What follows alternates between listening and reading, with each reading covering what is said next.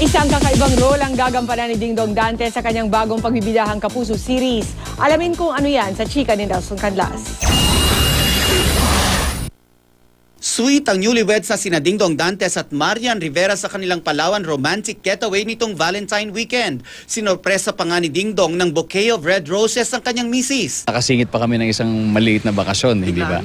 Biglaan yun. So nagpapasalamat kami because it was actually a gift doon sa aming sa wedding. Nakapagpahinga kami ng maayos. Pinili raw nilang magbakasyon dahil pareho na silang magiging busy. Nagsimula ng magtaping si Dong ng Pari Koy, kung saan first time siyang gaganap bilang pari. Pero hindi raw ordinaryong nakaabito lang ang role niya dito. Sa character ni Father Kokoy, marami mga paring tinatawag nating rockstar, di ba? Yung mga iniidolo nating unorthodox na pare. But syempre, through the guidance of our director na si Direk Mario J. Asahan din daw na may mga kapuso celebrities na makakaeksena si Dingdong sa serye.